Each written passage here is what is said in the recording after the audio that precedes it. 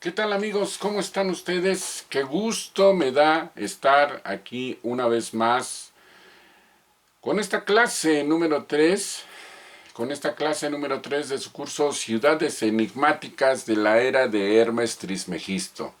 Bienvenidos sean ustedes, mi nombre es Genaro Rocha, soy su maestro de este curso y pues el día de hoy vamos a ver la clase 3 que lleva como tema Egipto nuevamente, sí, pero ahora con las ciudades de Tebas y Amarna. Y pues ya que vamos a hablar de Tebas, vamos a hablar de Luxor. Luxor, ese templo tan impresionante que hay ahí en esa ciudad. El objetivo de esta clase es que ustedes como alumnos conozcan el esplendor de las ciudades más importantes de los egipcios ya como tales y la gran herencia dejada por los dioses. Y sin más, vámonos de una vez, vamos a iniciar esta nuestra clase número 3 que está tan increíblemente interesante. Bueno, pues adelante, vámonos a la clase. Ya estamos aquí. ¿Sí? Y pues vamos primeramente a localizar dónde está nuestra queridísima ciudad de Tebas. Vamos a ampliar un poco para que ustedes vean mejor el mapa. Ya está aquí, ya está aquí. Bueno, pues ustedes recordarán que la semana pasada estuvimos viendo todo lo que era las pirámides de Giza. Perdón que me vaya yo a atravesar a la cámara, pero ya estamos por acá. La semana pasada estábamos viendo interesantemente la ciudad de Giza, la meseta de Giza que acá está. Acá está la meseta de Giza con las pirámides, ¿sí? Y pues vamos a subirla un poco. Eso es, aquí está, ¿sí? Aquí está ya. Esta es la meseta de Giza, aquí está ubicado, aquí está la ciudad del Cairo, ya donde inicia lo que es en sí. Vamos a subir un poco más. Acá está. ¿Sí?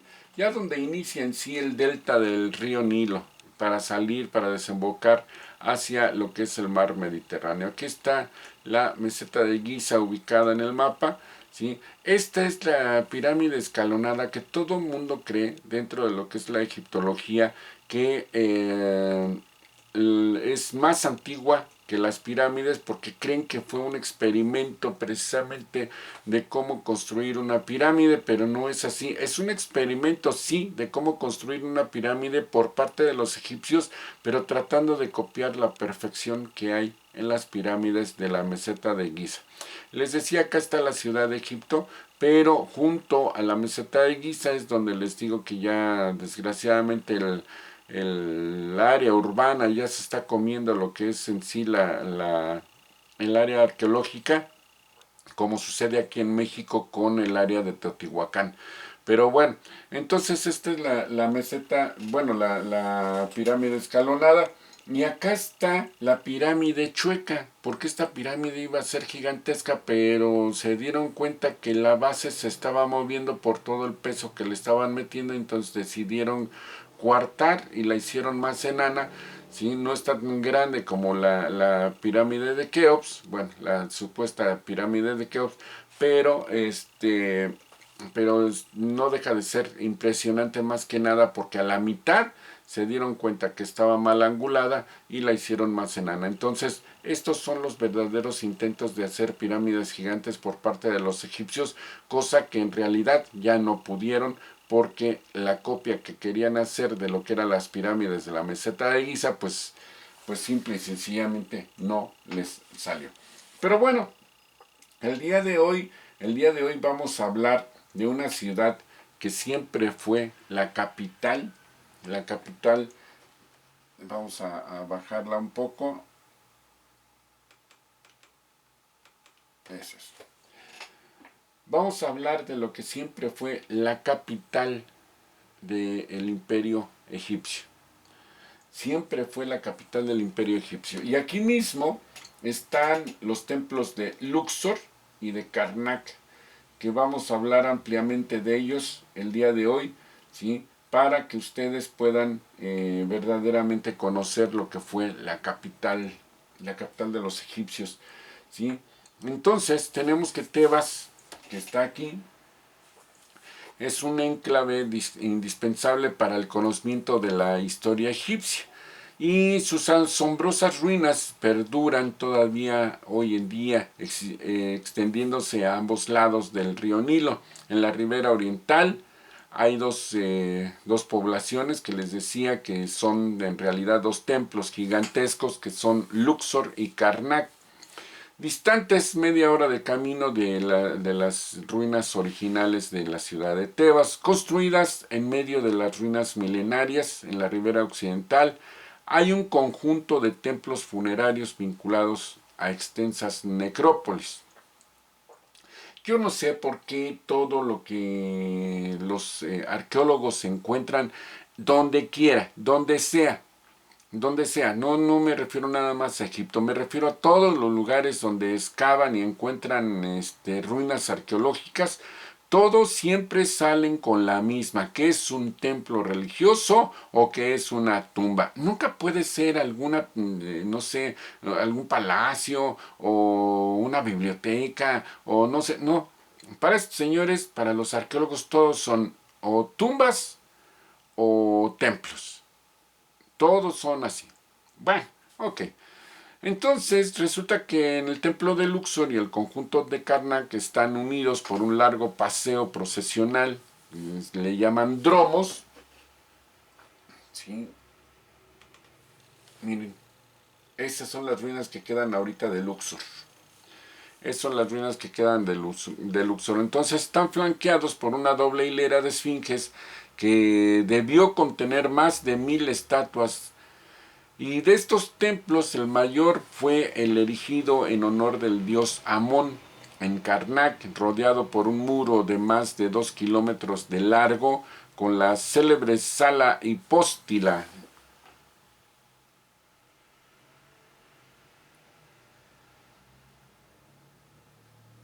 Acá está, ahí está. Uh-huh. Que por cierto, miren, aquí les quería enseñar esta foto. Les quería enseñar esta foto antes de continuar. Miren, esa es la famosa pirámide escalonada. Ahí está.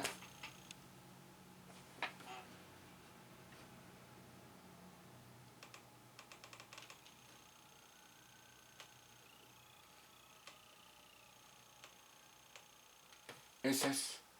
Esa es la famosa pirámide escalonada. Ajá, ahí la tienen. No iba a ser ni tan grande como las pirámides de la meseta de Giza, pero resulta que tampoco pudieron hacerla como las pirámides de la meseta de Giza. Se la tuvieron que hacer en plataformas y pues no les resultó. Esa es la verdad de esta pirámide, que no les resultó. No es que esta haya sido la pirámide original, el primer intento por construir una imagen, una pirámide. No, para nada. De hecho, miren, ahí al fondo están las pirámides de la meseta de Giza. ¿Sí? Ahí están al fondo. Y acá está la pirámide escalonada. Pero no, nada que ver, de verdad.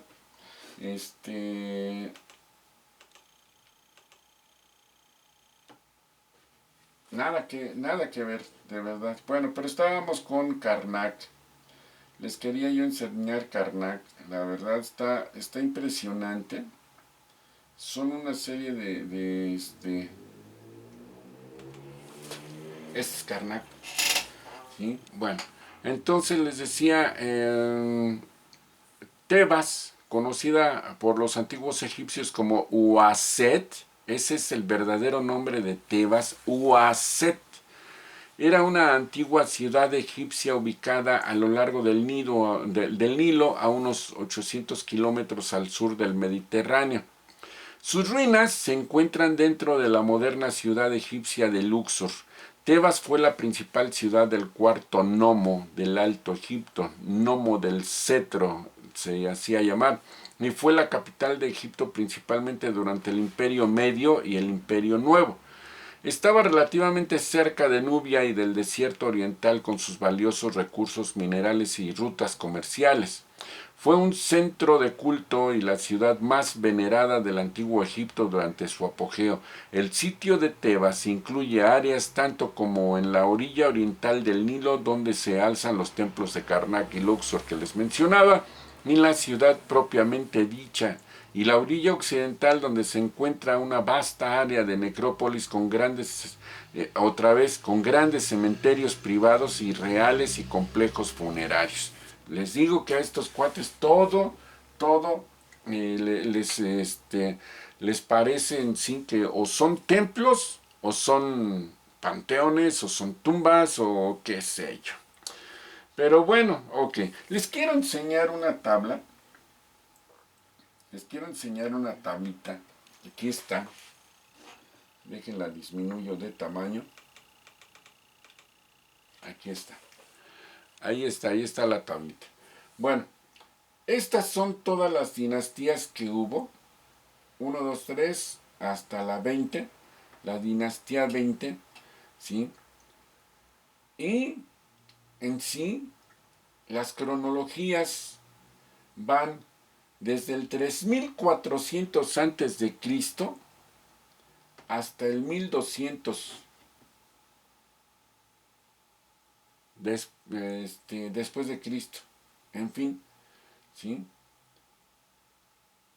Y estos son los nombres de los distintos descubridores de las ruinas, ¿sí? Martin Bernal, James Henry Breasted, James Mellard, Edward Meyer, Nicolas Grimal, Hans Wolfgang Helck, Jürgen von Beckermann, Beckerath, la Universidad de Cambridge, en fin, ¿sí? Bueno, y además son las dataciones que dan estos cuates. Son las dataciones de las fechas que dan de cuándo fue cada dinastía. Y ninguno se pone de acuerdo. Vean toda la variedad de fechas que dan todos los que han investigado Egipto. Eso es a lo que yo quería llegar, ¿sí? O sea, si ni los mismos cuates que se supone que son los arqueólogos oficialmente reconocidos en cuanto a lo que es la egiptología, se ponen de acuerdo de cuándo a cuándo era cada una de las dinastías que hubo, si ni ellos mismos se ponen de acuerdo, ¿cómo pueden ponerse a negar todos los datos que estamos conociendo? La verdad, o sea, es impresionante, no puedo creerlo, ¿sí? Pero bueno, en fin, así son estos cuates. Bueno, entonces, estábamos viendo estas fotografías de Luxor y Karnak, ¿sí? Y esta es otra de las situaciones que está sucediendo o que sucede allá en las ruinas, tanto en Egipto como en todo lo que es el Medio Oriente, ¿sí? ¿Ven esas torres que están aquí? Estas. ¿Qué creen ustedes que son? Incrustadas dentro de lo que son las ruinas arqueológicas. ¿Sí? Así es, lo adivinaron. Son modernas mezquitas. Esto es una falta de respeto por parte de la religión musulmana, ¿sí? Yo no tengo nada contra el islamismo. Ojo, no tengo nada contra el islamismo. Pero esto es una falta de respeto a las ruinas arqueológicas, al tesoro de la humanidad, porque esto es una herencia para todos, no nada más para los egipcios, sino para todos. Entonces, esto que tenemos acá atrás, ¿sí? Son mezquitas. Y la verdad, no se vale. No se vale que por, no sé, el fanatismo de una religión echen a perder lo que está ahí y que debe ser respetado.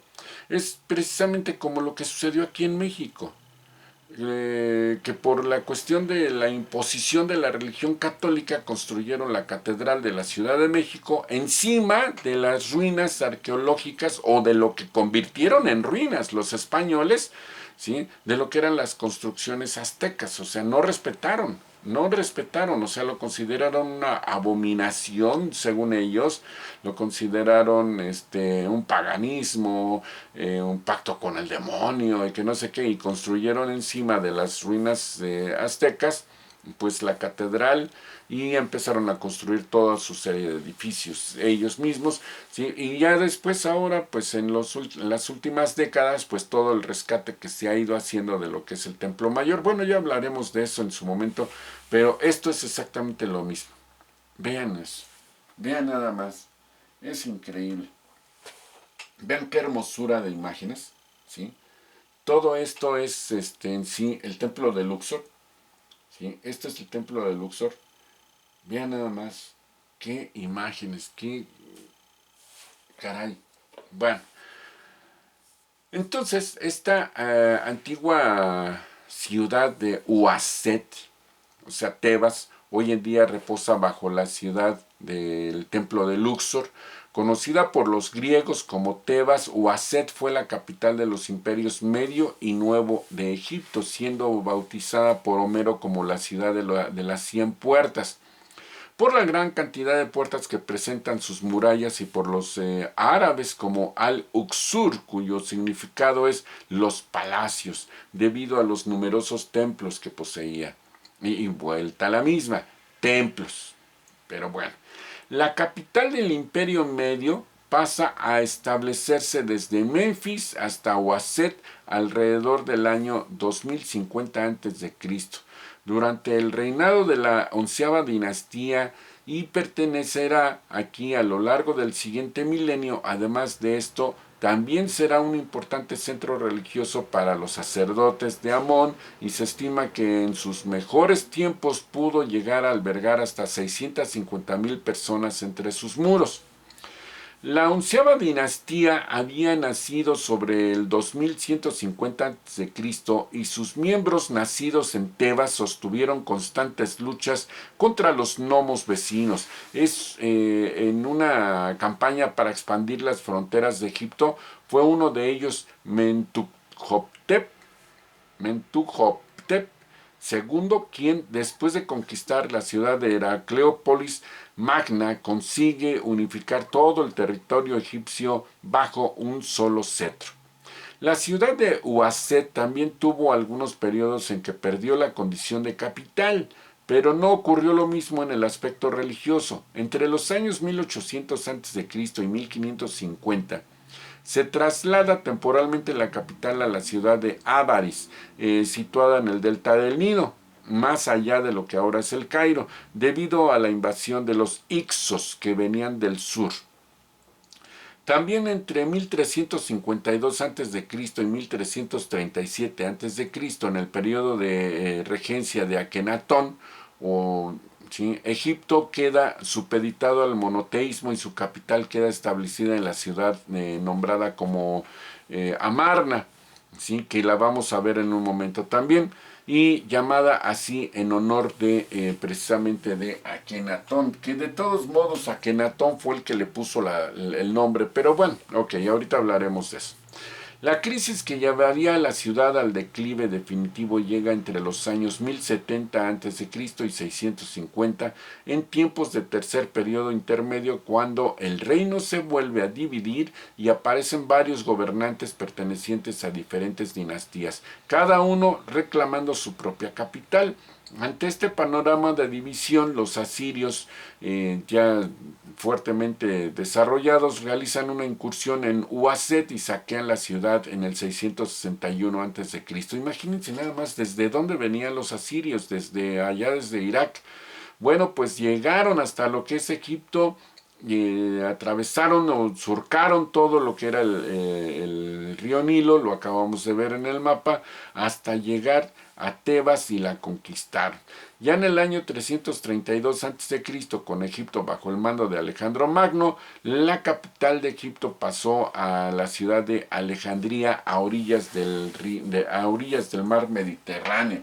Entonces, imagínense nada más cómo fue el hecho de que pues Egipto, después de ser tan increíblemente grandioso, fue conquistado por hititas, por ixos, por babilonios. Tuvieron guerras con los babilonios, después aparecieron ya, como vimos ahorita, también los asirios. tuvieron en sus entrañas el problema tan fuerte de lo que fueron los hebreos, cómo salieron los hebreos, cómo fueron a dar a Israel, en fin, o sea, cuántas y cuántas tropelías hicieron los extranjeros en Egipto y no respetaron para nada la gran historia que tenía ya Egipto de miles de años. Y también ya después, para colmo, como acabamos de ver ahorita, fue conquistado por los griegos, aunque no destruido, porque los griegos sí respetaron, adoraban la religión de los egipcios, porque de hecho de ahí salió toda la idea de la religión griega. Los griegos conocían a Egipto pues de cientos, quizá desde que los griegos empezaron a navegar en el mar Mediterráneo, costeando, obviamente, no metiéndose de lleno en el mar Mediterráneo, sino costeando. Bueno, pues llegaron hasta Egipto, lo conocieron, les fascinó, y cuando regresaban los griegos hacia Grecia, contaban estas grandes pues narrativas de que tenían de dioses los egipcios, y poco a poco fueron incorporando todas estas ideas a su panteón de dioses, y obviamente de ahí salió toda la historia de lo que era Zeus y todos los demás, porque precisamente por eso fue por lo que Tot terminó siendo un dios griego, que fue precisamente ¿quién? Apolo. Bueno, pero pues así las cosas, ¿verdad?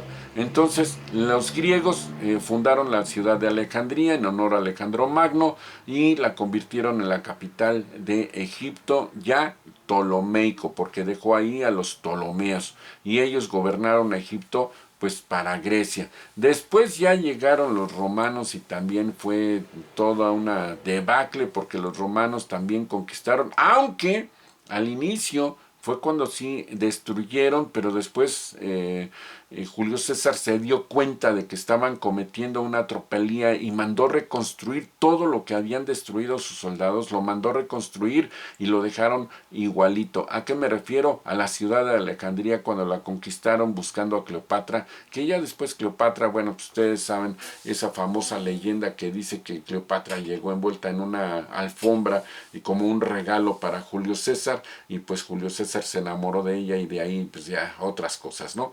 Pero la verdad es que definitivamente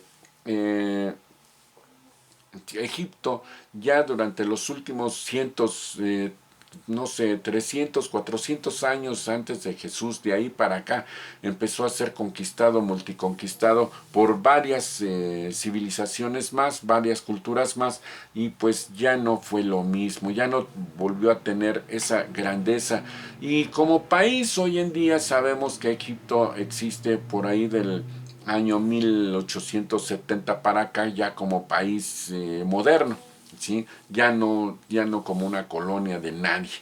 Bueno, pues volviendo a lo que estábamos, entonces el nombre de Tebas resuena con un eco especial, el de los templos grandiosos y las tumbas vivamente decoradas, las estatuas colosales y los tesoros de Tutankamón, pero Tebas, nombre griego de la Uaset egipcia y moderna Luxor, es mucho más que eso. De sus tumbas excavadas en sus montañas, porque pues ahí cerca está el Valle de los Reyes, de sus templos, palacios y casas emergen las vidas de quienes hicieron que Tebas fuera lo que fue, y se le recordará con esa aura de ensueño que la envuelve. Con la excepción de los grandes templos, su urbanismo y sus casas son totalmente desconocidos. No se sabe en realidad cómo eran esas construcciones, aunque tenemos algunos casos, ¿sí? De cómo eran más o menos sus construcciones, sus casas. Podemos ver por acá. Aquí tenemos varias imágenes. Pero en sí, miren, este es el pasillo de los leones que mencionaba yo hace un rato, ¿sí? Esta es otra entrada, por eso es por lo que la conocían como la ciudad de las 100 puertas, ¿sí? En fin, sí, pero realmente en sí, casas como tal en Tebas no existe piedra sobre de piedra, existen los cimientos, pero no se sabe cómo eran las casas. ¿Y las casas de quiénes? De los grandes artesanos, de los agricultores, no tanto porque esos estaban hacia afuera, pero sí de los grandes artesanos, de los productores de bienes de consumo, no sé, todo lo que se necesitaba para que existiera la ciudad como tal. Entonces, les decía, con excepción de los grandes templos, su urbanismo y sus casas son totalmente desconocidos. Y no porque Egipto sea, como se ha creído erróneamente, una civilización sin ciudades, o sea, no se tiene la idea nada más de que sean puros templos y tumbas, sino porque las ciudades de su antigüedad faraónica se encuentran justo debajo de las actuales.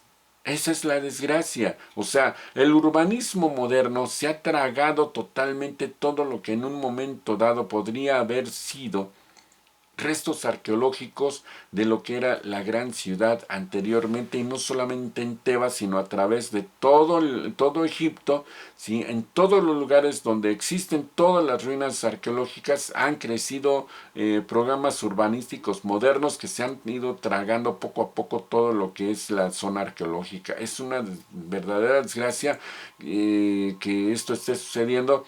Y lo peor del asunto, ¿ustedes creían que solamente sucedía en México? No, no, esto está sucediendo a nivel mundial, de verdad, es bárbaro, es una de las cosas que nosotros queremos mencionar precisamente a través de este pequeño curso que estamos llevando a cabo de las principales ciudades en las cuales se tuvo a Tot o a Hermes, ¿sí? Y pues existe precisamente este problema a nivel mundial.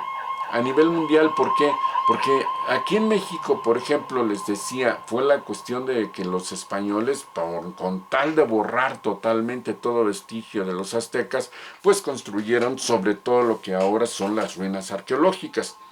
Pero Teotihuacán, sin excusa ni pretexto, la zona urbanística ha ido creciendo desaforadamente, sin ningún control, y gracias precisamente a toda la corrupción que existe dando permisos de construcción, vamos, o sea, centros comerciales, fraccionamientos, en fin.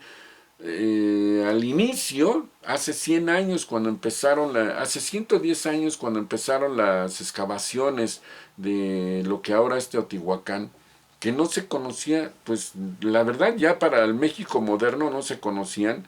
Se empezaron las excavaciones por ahí del año 1905, no se conocían en sí. ¿Por qué? Porque ya estaban cubiertas. No sabemos si en realidad el tiempo puso polvo sobre las grandes pirámides de Teotihuacán, o los españoles las cubrieron. No lo sabemos, de verdad nadie sabe. El caso está de que en 1905, cuando empezaron las excavaciones, donde están ahora lo que es la pirámide del Sol, la pirámide de la Luna, el templo de Quetzalcóatl y todas las demás, se creía que eran colinas.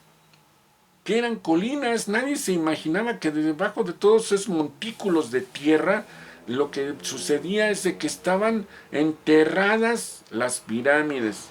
Y no sabemos, la verdad, ni siquiera los arqueólogos modernos saben en realidad si los españoles mandaron enterrar lo que era bueno, lo que es ahora Teotihuacán, o se cubrió con el tiempo, pero pues tan rápidamente se cubrió todo. Pues aquí en México no es desierto, ni hay manera de que se cubra todo de polvo en esa forma. Pero bueno, así las cosas. Entonces, las ciudades de su antigüedad en el Egipto están metidas precisamente en el mismo problema. En Angkor Wat, que lo vamos a ver próximamente, en Angkor Wat, por ejemplo, en mediados de los años 70 hubo un grupo extremista en el poder en el gobierno de Camboya. Ya había puesto cargas explosivas para destruir toda la gran ciudad de Angkor Wat. O por ejemplo ahora todos los miembros de ISIS en una locura fanática se pusieron a destruir todas las ruinas de Irak correspondientes a los babilonios y a los asirios. Y así por el estilo. En todas partes del mundo está sucediendo esto. Es como si ya, para colmo, la humanidad es una especie sin memoria. O sea, no sabe guardar los recuerdos de lo que ha sido. Y luego, para colmo, se pone a borrar todas las huellas de lo que fue. Pues, caray, ¿qué clase de especie somos? Bueno, continuamos adelante. Se carece de calles, casas, barrios, plazas que estudiar. No se sabe cómo era la urbanística de todas estas gentes. Es difícil imaginar la vida y la historia de estas ciudades sin su espacio original, pero las ricas y concretas representaciones de sus lugares de eternidad, que son los templos y las tumbas, permiten dar pinceladas de color a todo este cuadro en principio tan gris que son las arenas del desierto, más bien rojizas. Los primeros indicios de presencia humana en la zona son de época prehistórica, si bien no hay, y esto estoy hablando de la historia supuestamente oficial, no hay restos significativos hasta el predinástico en la zona de El Tarif, al norte de la orilla occidental. La ciudad de esa época es desconocida, pero su ocupación, por lo que se sabe hoy, distaba de ser intensa. O sea, no pasaba de ser un pueblo, ¿sí? Un pueblito. Establecido el Estado unificado en todo el país ya en las dinastías 1 y 2, apenas se conoce lo que es el primer templo de Tebas, posiblemente dedicado a Horus, en la denominada colina de Tot, en la orilla oeste. El aumento de la importancia de la ciudad cristaliza a finales de la dinastía 5 y en la dinastía 6. La ciudad cobra una mayor importancia más adelante, durante el reino antiguo todavía. Pese a ser un centro provinciano de carácter agrícola en el imperio antiguo, ¿y por qué decimos así? Porque en realidad Tebas fue la capital del imperio medio y el imperio nuevo, ¿sí? El imperio antiguo mantenía a la meseta de Giza con las grandes pirámides allá, era la capital. Eso fue la capital original de los egipcios. La ciudad de Memphis. Y toda esa ciudad subterránea que mencioné en la clase pasada. Todo eso fue la capital del imperio antiguo, del reino antiguo. ¿Por qué? Porque ellos todavía, además de que la ciudad subterránea estaba en contacto directo con ellos, ¿sí? Ellos todavía ahí, en lo que es el reino antiguo, estaban gobernados por Osiris. ¿Y quién fue Osiris? Otra vez, vuelta a la misma, recuérdenlo, pues era Tot. Ajá.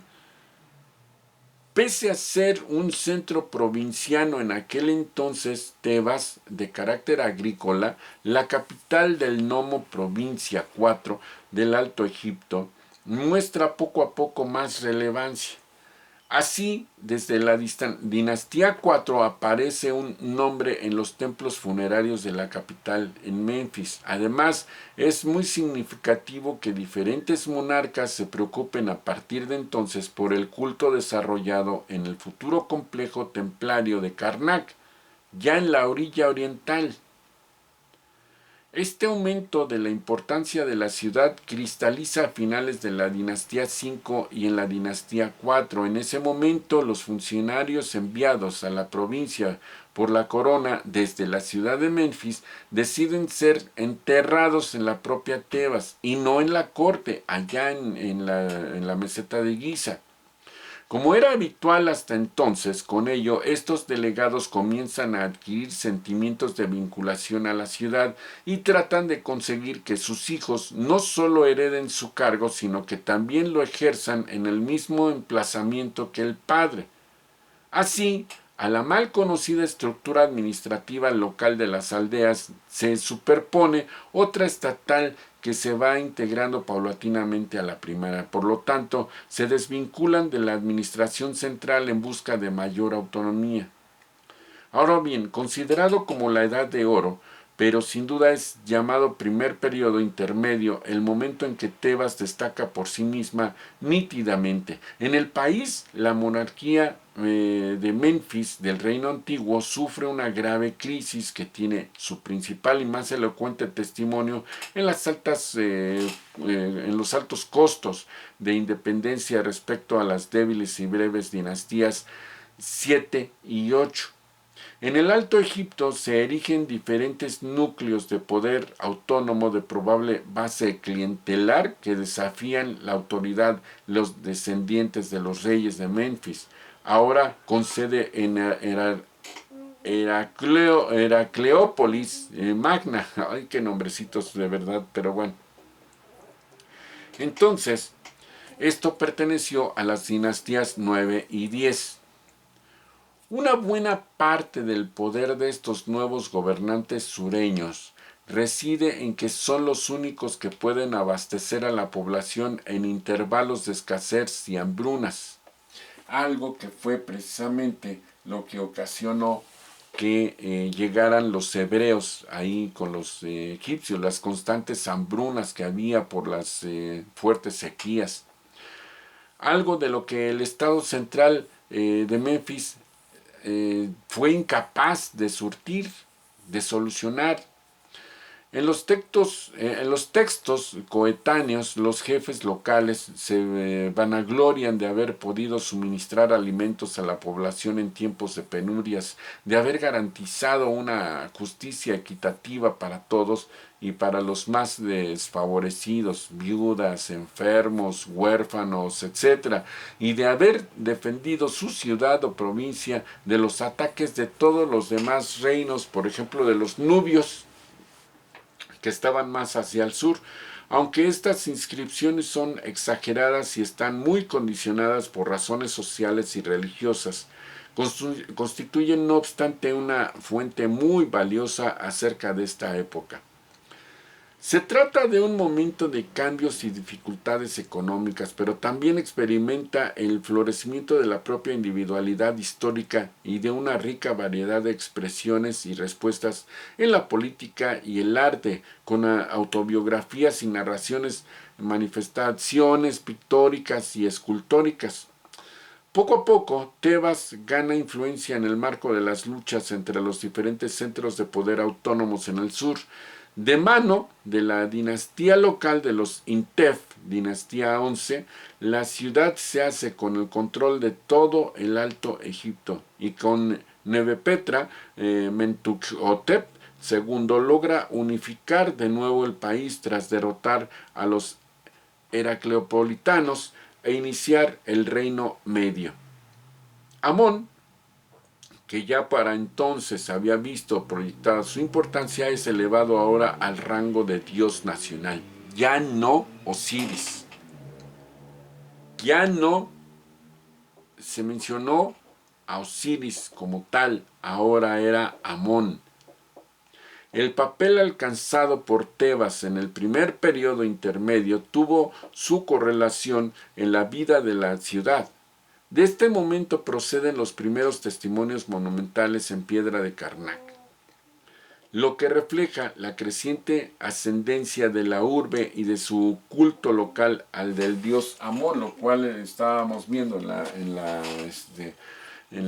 la imagen anterior. Bueno, es ahora en esta. ¿Sí? Aquí está precisamente todas las inscripciones que hacen mención al dios Amón. Acá está precisamente, ¿sí? Los símbolos del dios están en la parte de arriba. Lo que decíamos la vez pasada en el curso de Metafísica 2, ¿sí? Que suelen estar divididos por periodos. Vean ustedes, ahí está la división. ¿Sí? Y esto fue en el tiempo del Reino Medio. Esto fue en tiempos del Reino Medio, y acá es donde ya se refieren concretamente a Amón como su dios. Igualmente todas las inscripciones que quedaron en las columnas también igual pues tienen mucho que ver ahí. Estas columnas que están acá están aparentemente lisas, ¿sí? Aparentemente lisas, pero hay estelas entre las columnas que también cuentan este tipo de historias. Bueno, el caso está de que Amón se convirtió en el dios, ¿sí? Este proceso parece alcanzar su culminación con el Reino Medio cuando Mentuhotep II traslada la capital administrativa de Heraclópolis a su Tebas natal. En esta línea, el culto a Amón crece de manera exponencial y con ello el dinamismo de la ciudad. Además, la tumba real, con todo su complejo, se levanta en su orilla occidental, en la primera edad de oro de la ciudad de Tebas. Ahora bien, existe una pérdida de la capitalidad, les decía. Entonces, esta situación no tarda mucho en cambiar. Los reyes de la siguiente dinastía, que fueron la 12, buscando una política más equilibrada con el resto del país, traslada la capital a una ciudad nueva más al norte, Ichitaúi, el Lich, en cuyas cercanías se construye la tumba regia. Pese a esta pérdida del peso político de la ciudad, Amón, que ya por entonces había visto proyectada su importancia, es elevado ahora al rango de dios nacional y adquiere una mayor complejidad teológica. Su clero ve incrementado su prestigio y su poder, como reflejan las obras monumentales erigidas ahora en Karnak. Podemos verlo acá.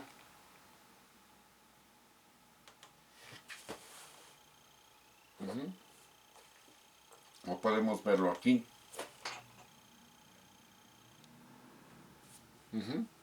Es Karnak. Ese es Karnak. Poco se sabe de la vida de la ciudad en este periodo, pero el hecho de que casi no se conozcan tumbas de personajes de la corte es muy sintomático de su relativa pérdida de vitalidad económica y política. Muy valiosos datos sobre la vida cotidiana provienen de la correspondencia de Canangte y de los objetos y representaciones funerarias. Así, por ejemplo, el pulso vital de una gran hacienda está muy bien ilustrado en las maquetas funerarias de un dignatario de la dinastía 11, de nombre Mequetra, que demuestran muy vívidamente los detalles del ajetreo y las actividades constantes dentro de ella. Al repiquetear constante de las molidas de grano y el cansino amasar de mujeres y hombres en panaderías, cervecerías, la preocupación de vaqueros y boyeros por mantener el orden de los rebaños a su cargo en un recuento de ganado ante el amo y sus escribas, el continuo ir y venir de personas en carnicerías y silos, etc. O sea, todo era de ese tipo de situación. El ganado estaba casi dentro de la ciudad, y los graneros estaban dentro de la ciudad, y en base a esto es en base a lo que se trabajaba básicamente. No existía fuertemente lo que era la producción de bienes de consumo, porque no existían, no se tenía esa idea. La idea era tener comida, cómo producir los alimentos, cómo hacer que rindieran, cómo racionarlos. Esa era la idea de la vida. En sí, los grandes artesanos eran los que dibujaban y pintaban sobre las paredes de los palacios, pero pues eran cuestiones ya proyectadas. No era tanto el hecho de que iban pintando como iban surgiendo los eventos. No, no, no. Pintaban historias y leyendas que ya tenían. Eso era lo que quedaba inscrito en los muros con los jeroglíficos. Entonces, así uno se puede acercar, aunque sea de lejos y desde los ojos de un alto funcionario, a la vida de la gente que no ha podido dejar testimonio de su existencia por su posición social y su casi nulo acceso a la escritura. Es decir, muchos de los grandes dignatarios egipcios no sabían leer ni escribir, o sea, no tenían ni la más remota idea de lo que estaban dibujando y escribiendo los artesanos en las paredes de los templos y los palacios.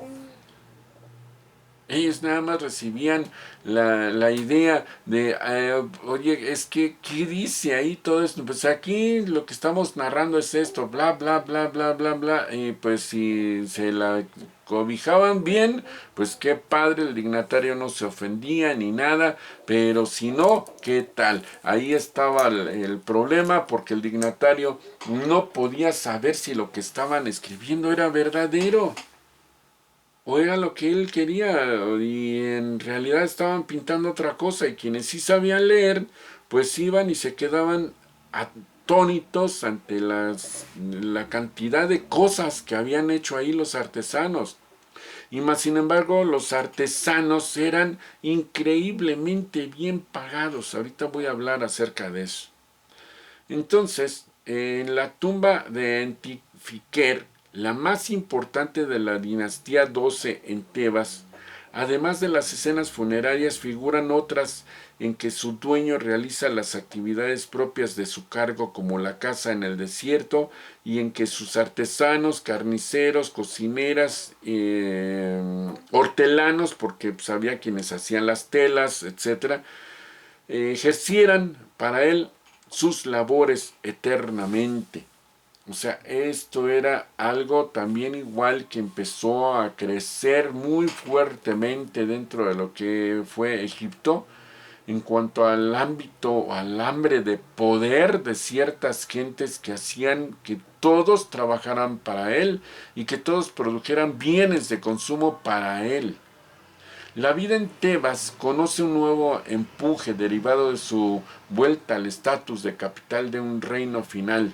El final de la dinastía 12 y el paso de la dinastía 13 suponen una cierta inestabilidad, pero ahora la vida de Tebas es muy mal conocida.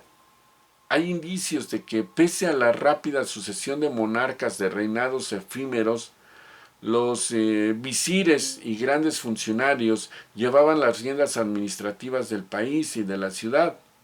Posiblemente la capital fuera una más trasladada a Tebas. Lo que sí está claro es que los reyes se preocupaban de nuevo por construir en Karnak.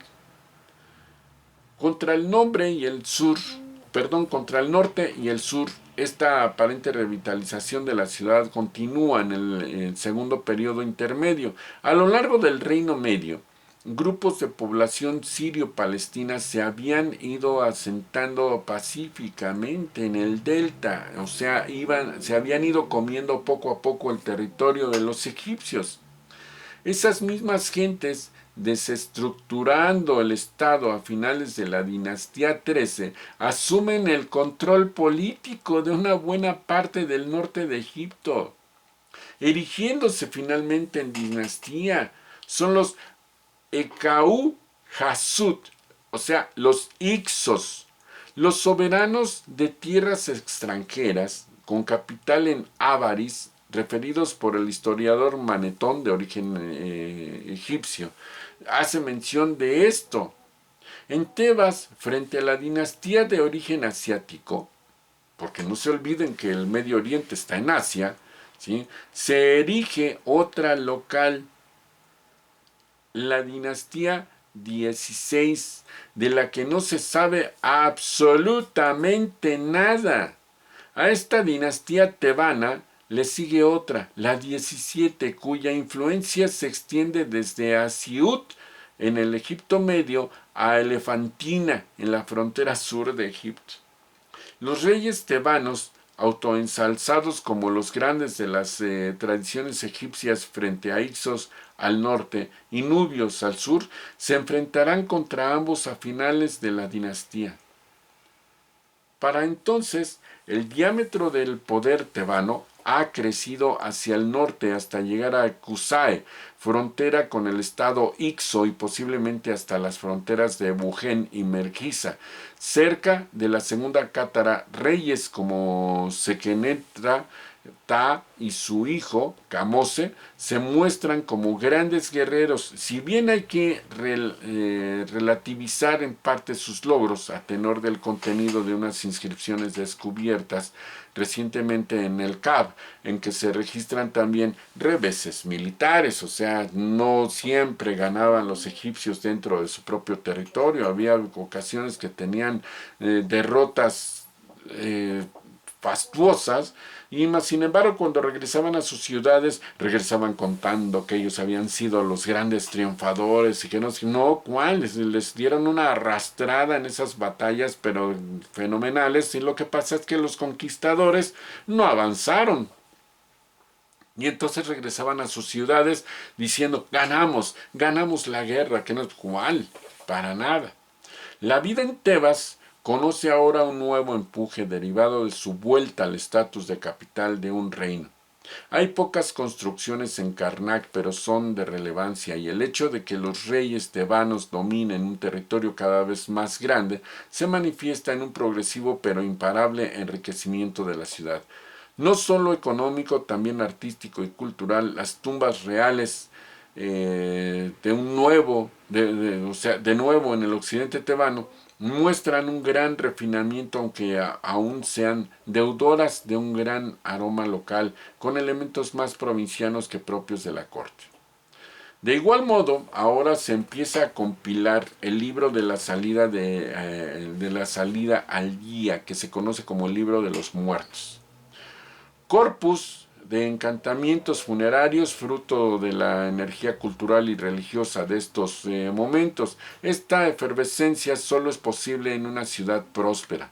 El ambiente nacionalista que se respira en sus calles ha sido evocado magníficamente por Neguib Mahfouz en la batalla de Tebas, donde la historia de la ciudad late y se confunde al ritmo de su familia real. Y eso es lo que les decía, que de repente hacen, pues regresan a sus ciudades como si fueran grandes triunfadores. Y aquí esta fotografía nos muestra una escena conmemorativa. Esto es ahora en el Egipto moderno. ¿Sí? Vean, allá hay luces eléctricas, no vayan a pensar que los egipcios ya tenían instalaciones eléctricas, ni mucho menos. ¿Qué he de decirles? Estoy hablando del Imperio Medio y el Imperio Nuevo. Porque el Imperio Antiguo,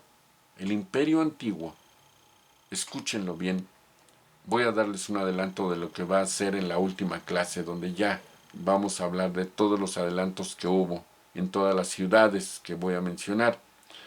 En el Imperio Antiguo, cuando gobernaba Osiris, porque todavía eran atlantes los que estaban gobernando lo que después ya se convertiría en el Imperio Egipcio, ¿sí? Sí tenían energía eléctrica sin cableado, al más puro estilo de Nikola Tesla. ¿O qué? ¿Ustedes creen que Nikola Tesla de verdad fue un gran iluminado que se le ocurrieron este tipo de cosas? Ya hablaremos de eso. Bueno, entonces les decía, la cúspide de este proceso llega con Ahmose, quien vence a los Hicsos tras sitiar a Baris.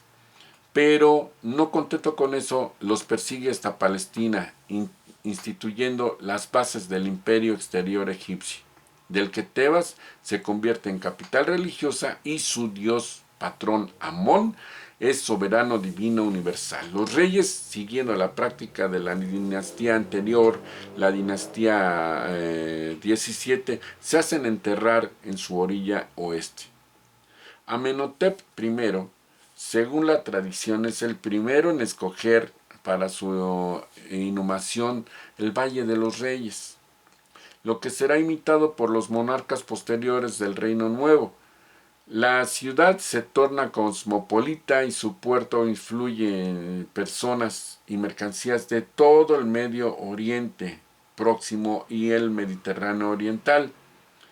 El templo de Karnak, la casa de Amón, Dios que otorga las victorias a los faraones guerreros de esta dinastía 18, es el destino final de los riquísimos botines procedentes de Levante y de Nubia.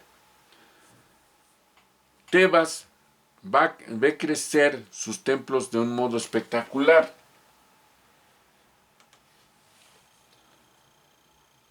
A la altura de la gloria de la urbe, con obeliscos rematados en oro y delicadas capillas de granito y de alabastro, al mismo tiempo aumentan la cantidad y calidad de las tumbas de los cortesanos, así como el número y la diversidad de los gentiles. A Tebas llegan nubios de Guawat y Cush, cananeos de Biblos o Sidón, palestinos de Gaza, sirios de Qadesh, chipriotas, cretenses, griegos, además de todo tipo de productos, traen consigo sus dioses y artesanías.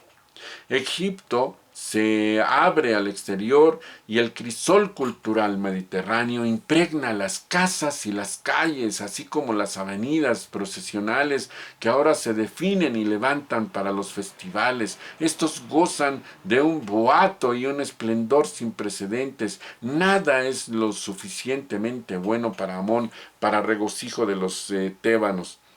Gracias a la rica y detallada información de templos y tumbas, se cuenta con un panorama muy colorista de la vida en la ciudad. Se puede ser testigo del regreso de la expedición egipcia a Punt, que trae todo tipo de productos y árboles de incienso, de los mercados del puerto bulliendo con hombres y mujeres que compran y venden mientras los estibadores se ocupan de la carga de las naves, de la llegada de las embajadas que hacen vibrar las calles con una inmensa variedad de presentes exóticos.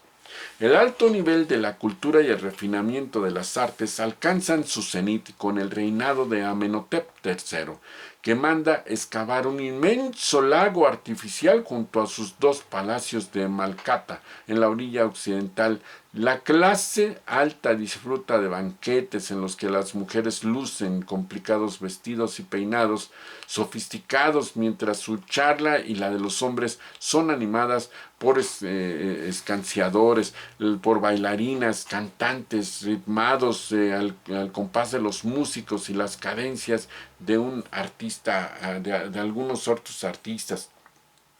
Entonces, esto fue después inclusive imitado, escúchenlo bien, fue imitado en los palacios de Herodes, en las estancias de Pilatos, después ya era copiado en Grecia, también después lo hicieron en Roma y lo hicieron en todas partes. Pero aquí fue donde verdaderamente en forma original llevaron a cabo todas esas grandes bacanales. Las clases bajas aparecen trabajando en el campo para los señores en todas las fases del año. Agrícolas, artesanos, en fin, hortelanos, les decía, o bien cebando animales, cocinando, preparando conservas, salazones, desempeñando distintas tareas en los talleres de orfebres, ebanistas y escultores.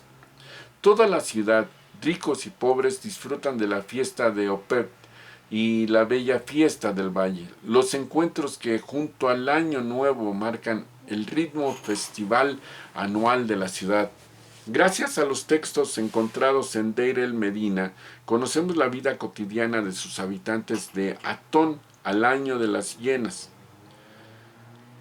Cuando asciende al trono Amenhotep IV, o sea, Akenatón, la ciudad es eclipsada brevemente por el dios Sol, de tintes monoteístas, o sea, Atón, lo que marcará su destino para siempre. Este rey traslada la capital religiosa a Amarna para contrarrestar el excesivo poder del clero de Amón. Cierra sus templos por el país y manda martillear su nombre. Tebas se sumirá humillada en un periodo oscuro sin la corte y los artesanos de los talleres reales, ahora en Memphis y Amarna. Tutankamón, posible hijo de Amenhotep IV, o sea de Akenatón, retorna a Tebas, reabre los templos y con él la ciudad vuelve a la vida, pero las cosas no pueden ser igual que antes. Ahora los monarcas finales de la dinastía 18 y los nuevos de la dinastía 19 y 20, los ramésidas, desarrollan una política más centrada en la corte de donde son oriundos. No obstante, reyes como Seti I y Ramsés II se preocupan de engrandecer los templos de Amón y constituyen sus templos funerarios en la orilla oeste, donde continúan siendo enterrados. Y ya que estamos con Akenatón, Amenofis IV o Akenatón, entre muchos otros nombres que le dieron, fue el 10º faraón de la dinastía 18 que reinó Egipto entre los años 1353 y 1338 a.C. Su hermano mayor, Tutmosis, falleció prematuramente, que era Tutmosis IV, lo que lo hizo ocupar el trono luego de la muerte de su padre Amenhotep.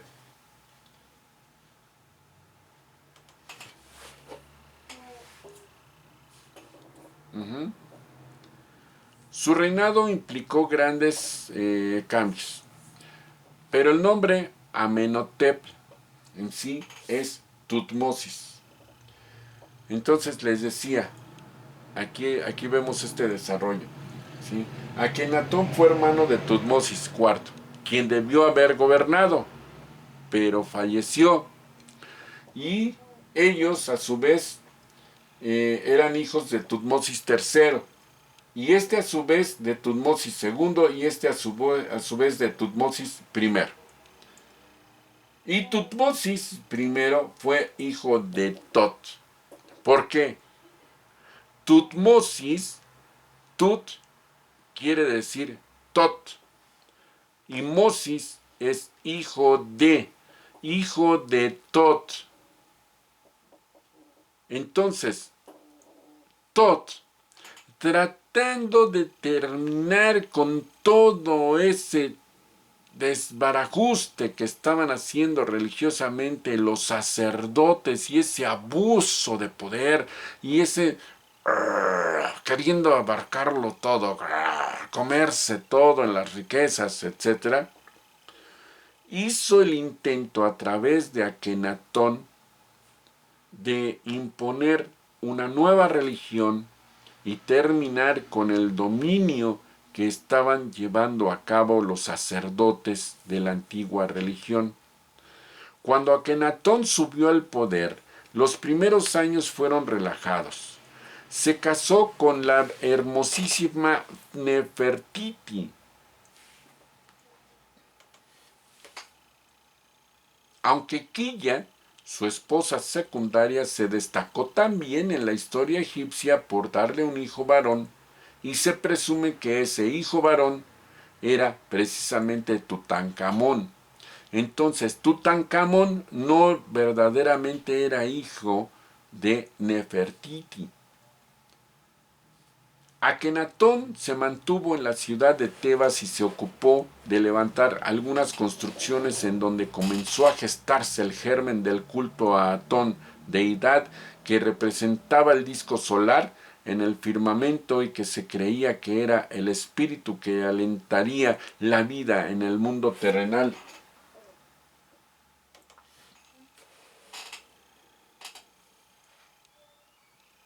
Pero unos años después, Akenatón ideó una reforma religiosa e impuso un nuevo culto monoteísta dedicado precisamente a Atón, el atonismo.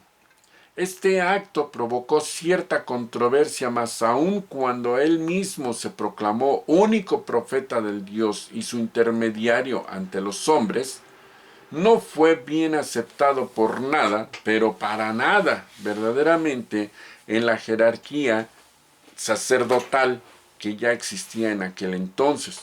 Sumergido en su devoción hacia Atón, ordenó construir la nueva capital de Akenatón, que significa el horizonte de Atón o próxima de Atón, ¿sí? Y esa ciudad fue precisamente Amarna, hoy conocido con el nombre árabe de la religión Tel el Amarna. Se retiró allí y construyó más templos para el culto solar, pero para conseguir los recursos confiscó tierras, quitó privilegios a los sacerdotes y buscó el apoyo del clero de Heliópolis. Rechazó la autoridad del sumo sacerdote de Amón, al igual que al culto de éste y a Osiris, ya que la única lealtad debía ser hacia el faraón. Y por lo tanto él, como representante precisamente de el culto de Atón, pues él en sí se sintió ser Dios.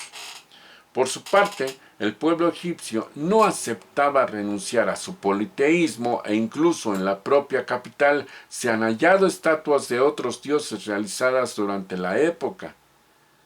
Era algo increíblemente, increíblemente real, de que casi existía un dios por cada familia. O sea, casi cada familia le estaba rindiendo cultos a su propio dios. Bueno, por su parte el pueblo egipcio, les decía, no lo aceptaba. Con el cambio religioso arribó también una evolución en las representaciones artísticas egipcias. Las figuras humanas se tornaron más naturalistas, con líneas más orgánicas y se abandonaron temporalmente la iconografía tradicional y las convenciones artísticas utilizadas hasta ese momento.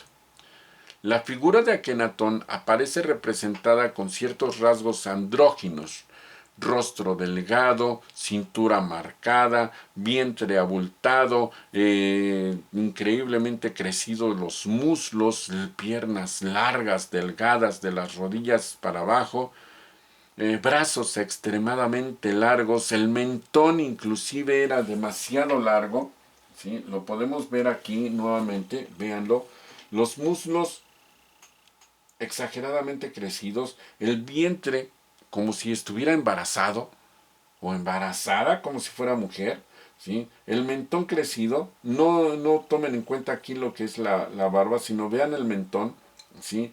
La cara en cierta forma estaba crecido los pómulos, pero lo más increíble, como lo vimos en el curso de Metafísica 2, lo más increíble es que el cráneo estaba crecido hacia atrás. Pero lo que ustedes no saben es que Nefertiti, aun siendo tan increíblemente perfecta en su rostro, también tenía el cráneo crecido hacia atrás. Esto no es normal, porque no había habido eso en ninguno de los casos de ningún faraón. Esto daba miedo y hacía temblar al más pintado. ¿Por qué? Porque este ser que tenemos aquí no era normal. La estatura normal promedio del pueblo egipcio era de 1,60 y este señor medía 1,90 de estatura. 1,90.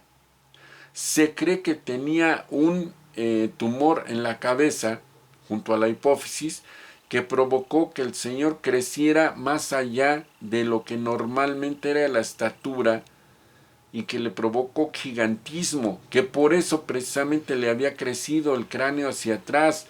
Pero ¿por qué Nefertiti también tuvo crecido el cráneo hacia atrás? Y por eso es por lo que existe la duda que Nefertiti en realidad fue la madre de Tutankamón, porque también Tutankamón tenía una deformidad en una pierna, tampoco fue un enano y aunque murió a los 18 años, su cráneo también está crecido hacia atrás y conste que el esqueleto de Tutankamón sí existe y sí se ha estudiado porque se le encontró completo y es la única tumba que se ha encontrado verdaderamente completa y sin saquear, ¿sí?, de todos los faraones de toda la historia. Entonces, aquí cabe destacar algo muy importante. Este señor tenía un síndrome, o qué fue lo que se expresó a través de los cuerpos tanto de Akenatón como de Nefertiti. ¿Qué fue lo que se expresó? Porque Nefertiti se narra, porque no se ha encontrado su momia, se narra que también fue una mujer excesivamente alta. No era normal. Por eso precisamente, y aunque gobernó durante 40 años, la gran cúpula de sacerdotes de la religión antigua corrompieron a los cortesanos de Akenatón y terminaron envenenándolo. Vean esto. En el 8º año del reinado del faraón Akenatón, trasladó la capital de Egipto a Amarna, el horizonte del sol, una nueva ciudad que conseguía y que enseguida se llenó de espléndidas mansiones y barrios de trabajadores muy bien pagados. ¿Por qué? ¿Por qué decimos esto? Esta construcción que ustedes ven aquí, hasta acá está el fondo, adentro de esa habitación, adentro de esta habitación, estaba el trono de Akenatón. Déjenlo aumento.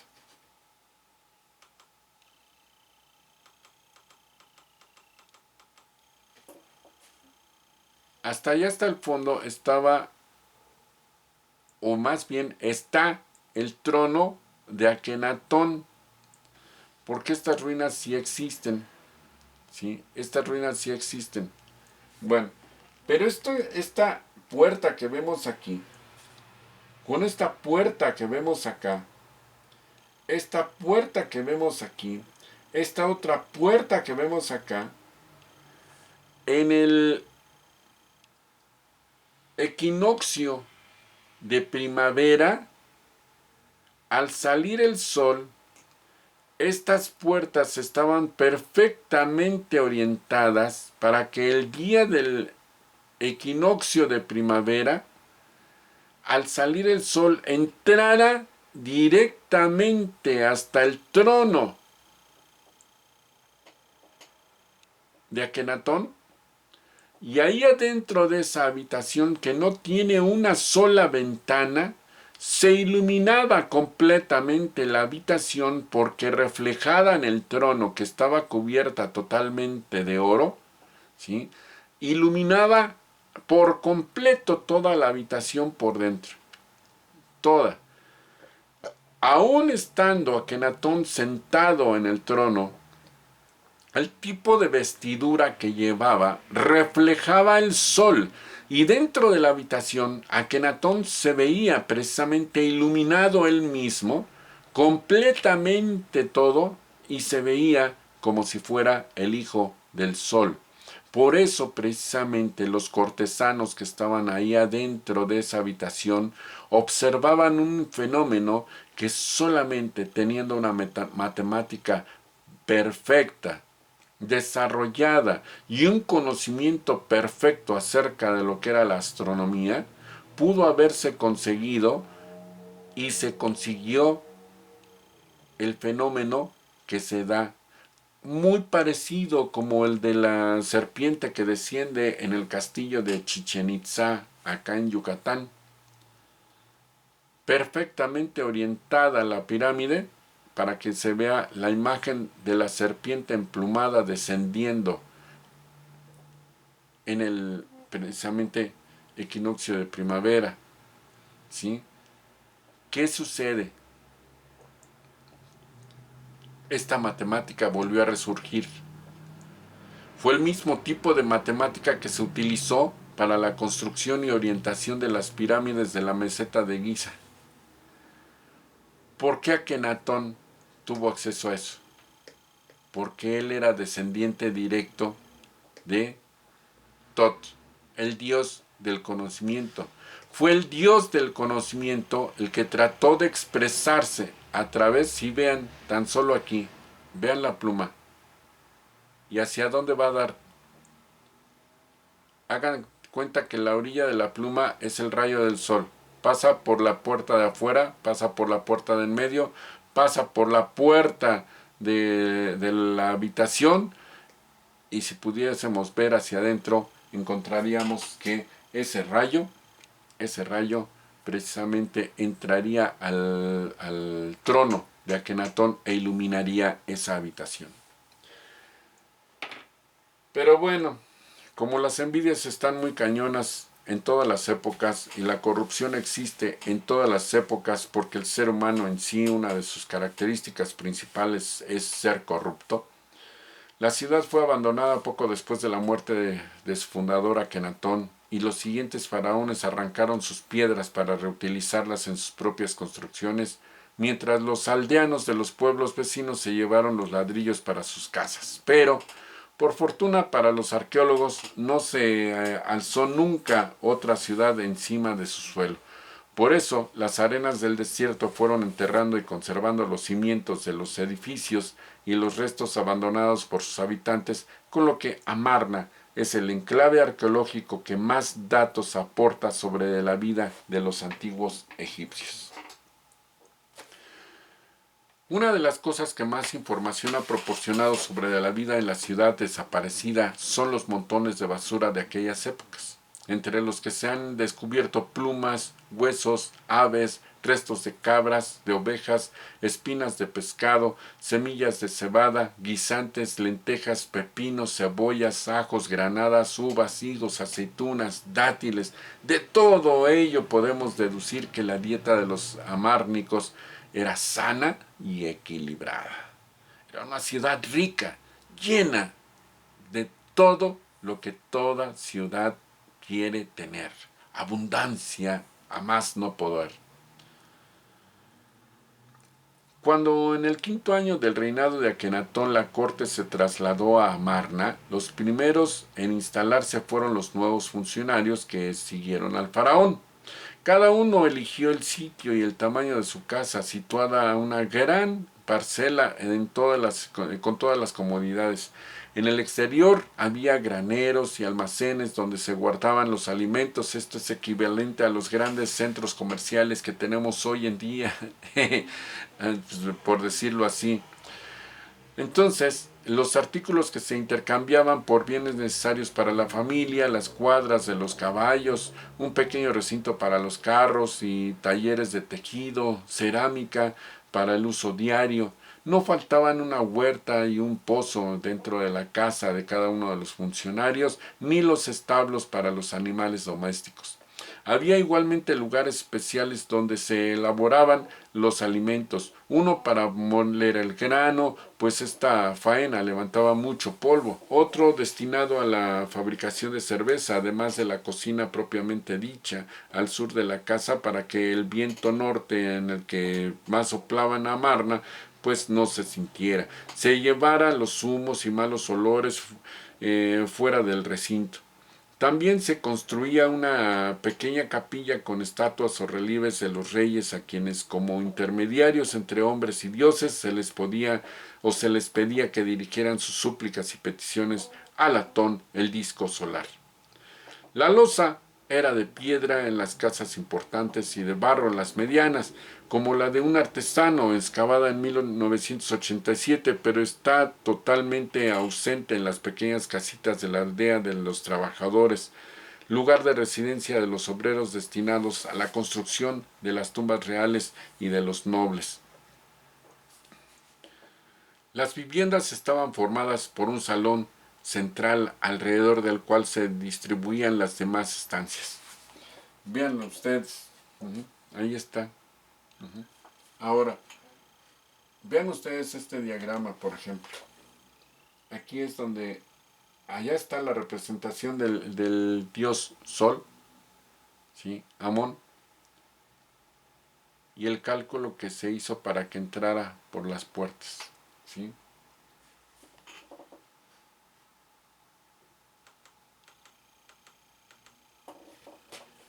En este diagrama podemos ver cómo la precisión matemática se puede ver aún hoy, cuando el Sol en el equinoccio de primavera entra hasta el fondo del trono e ilumina mágicamente todo el interior del templo por un efecto de espejo al reflejarse en el trono.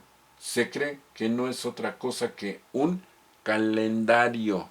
En realidad no era tanto para el engrandecimiento de Akenatón, sino que era un calendario que les indicaba cuándo tenía que hacerse la cosecha.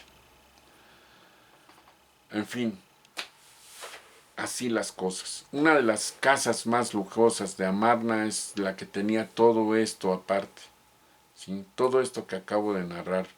Los tocadores de las tamas nos han dejado muestras de la delicadeza de los artesanos al fabricar pequeños frascos de vidrio o alabastro para perfumes, cajitas para guardar los cosméticos, peines, espejos, en fin, todo eso se ha encontrado dentro de estas ruinas. Alrededor de estas grandes casas se fueron levantando otras más pequeñas de gentes que acompañarían a estas familias nobles y trabajarían para ellas. En Amarna no había un barrio de ricos y otro de pobres, no, todo estaba mezclado, sino que cualquiera podía elegir el lugar de su vivienda porque todo estaba abierto. Así la ciudad se fue llenando de habitantes llegadas de otros pueblos y ciudades de Egipto. Venían en grupos de un mismo lugar y formaban un pequeño barrio para vivir juntos y no sentirse solos en una ciudad extraña que estaba creciendo. A veces, varias viviendas tenían salida al mismo patio, lo que suponía que entre los vecinos debía haber una relación amistosa. Quizá fue en este periodo donde el verdadero contacto con Thoth, con la humanidad común y corriente, inició su declive. Las ideas que quiso transmitir a través de Akenatón no fueron aceptadas. El ser humano no estaba preparado todavía para ese conocimiento.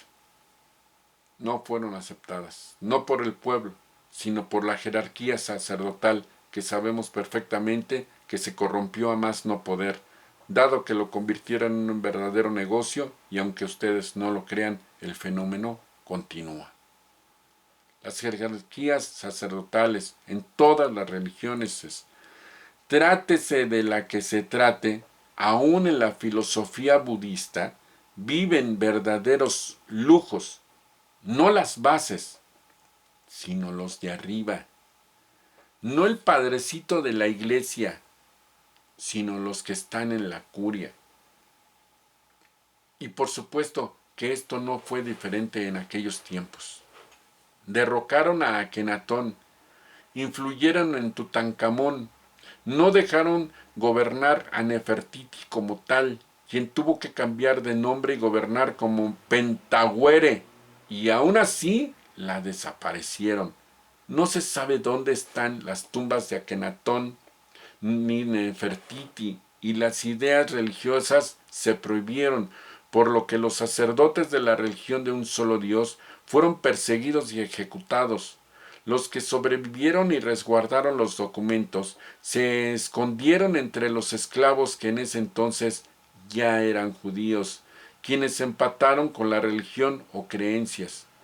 Estos sacerdotes que tuvieron que huir junto con sus familias al paso del tiempo se convirtieron en los gnósticos. Y ustedes se preguntarán, ¿cuáles documentos?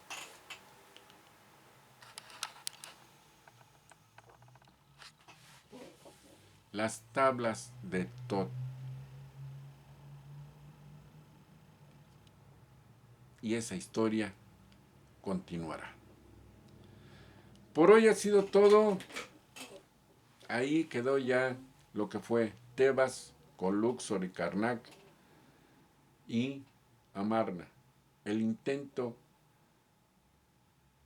de dar a conocer a un verdadero Dios, a un único Dios, y que el ser humano no lo aceptó. Nos estamos viendo la próxima clase. Mi nombre es Genaro Rocha, soy su maestro del curso de Ciudades Enigmáticas de Hermes. Gracias y hasta pronto. Tan tan.